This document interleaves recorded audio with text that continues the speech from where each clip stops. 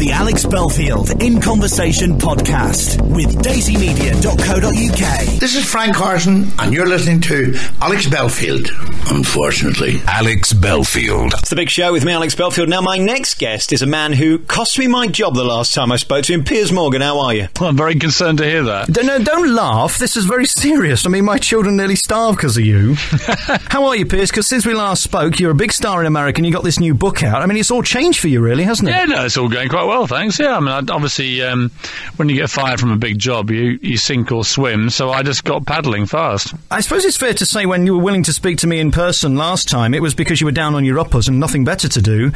How did you suddenly get this great big offer from America to be the star of the biggest TV show America's Got Talent with Regis Philbin? Well, because Simon Cowell's an old mate of mine, and he was looking for a mean British judge, and obviously he can't do it in America because he's on American Idol there. So he said, would I fancy going out there and meeting the NBC executives, which I did, and to my surprise and his horror, they said, yes, you're in. So I went out last summer, did the show, thinking it wouldn't really work, and it was the number one TV show they had out there last summer, so obviously my life changed rather dramatically. It was a bit peculiar. I mean, it's a great idea. I saw it a couple of times when I was over there on holiday, and it looked great, but the kind of people you got on did kind of make you wonder whether you should be calling social services. What, America's Got Special Needs or something, yeah. It was, I mean, the thing about all these talent shows is not to take them too seriously. I mean, obviously we want to unearth real talent for the final stages, but at the start of it, everybody knows the game. You want to get as many horrific auditions as possible, because they're what makes people laugh. Let's start at the beginning, Piers. What were you like as a child? My mother says I was always very happy as a child. I didn't have one of those misery childhoods. I had a very nice upbringing in East Sussex and had a very loving family, big loving family, and have no complaint really, which is a bit of a shame because these misery books sell by the millions. So I've been trying to persuade my parents to suddenly invent a whole lot of beatings and torture that I had to endure so I could sell loads of books. But actually, no, it was all very normal, very nice.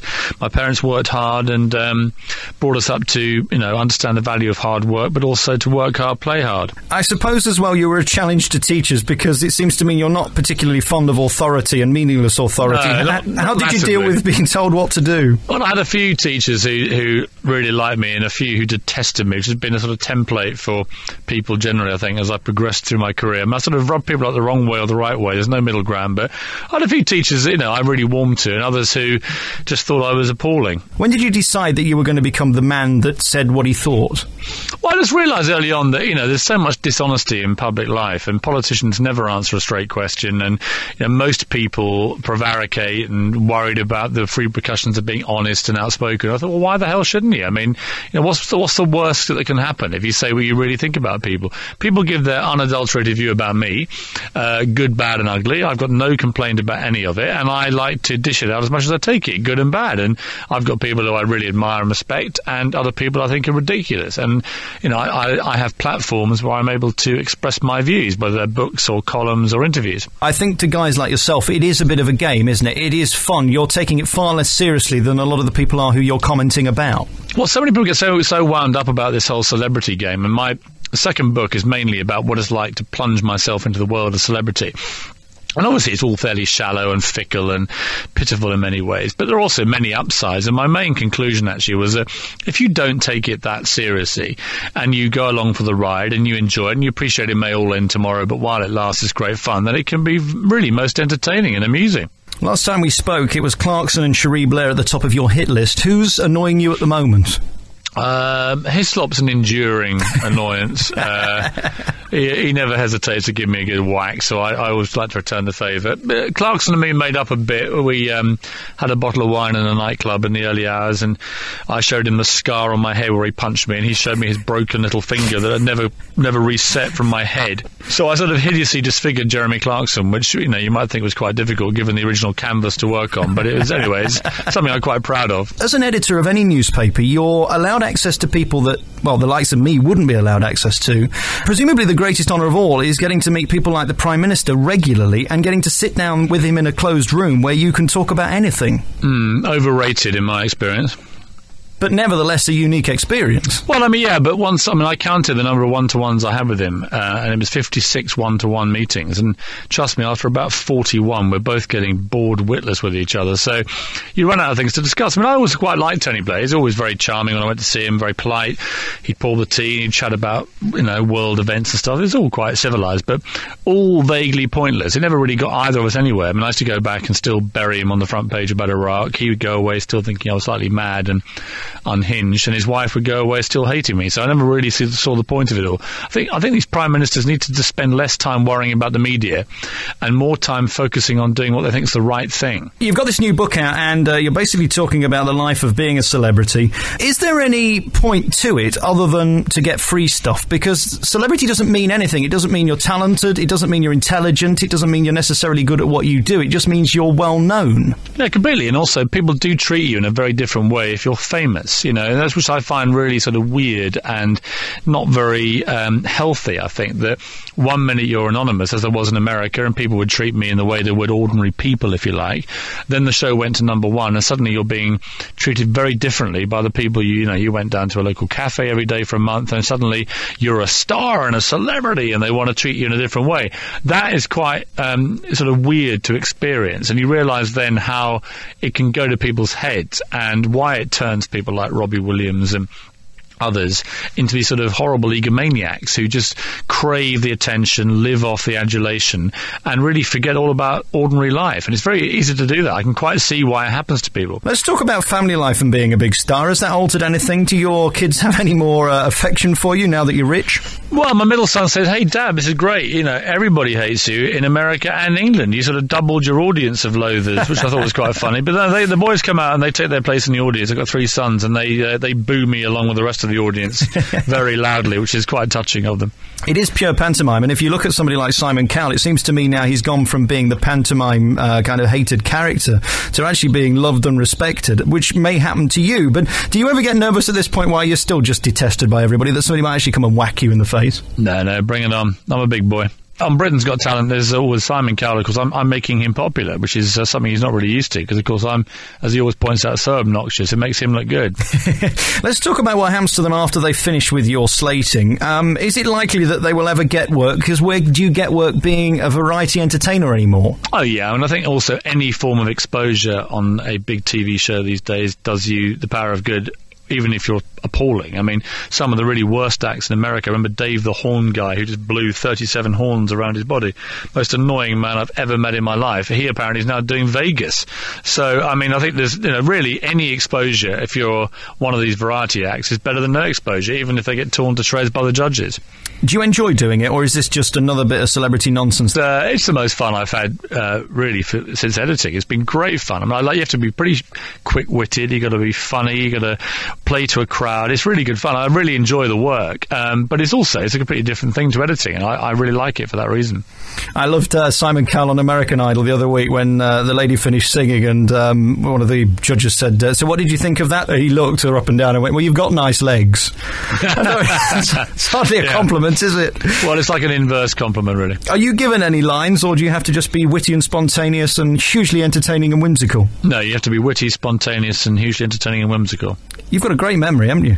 What's your name? Camilla Parker Bowles. Let's talk about her. How did you find her?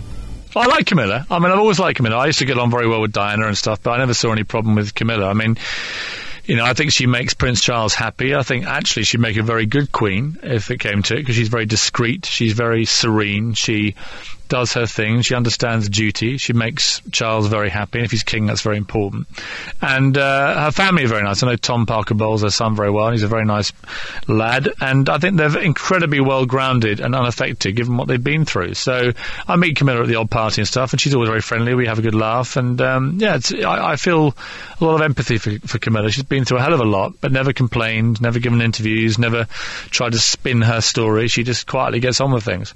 Forgive me for slightly going over old ground, but would you indulge me in the story with Diana when you were sat there? And I think it was Prince Harry, wasn't it, who was sat there, or was it William? Well, it was William, yeah. Tell us that story.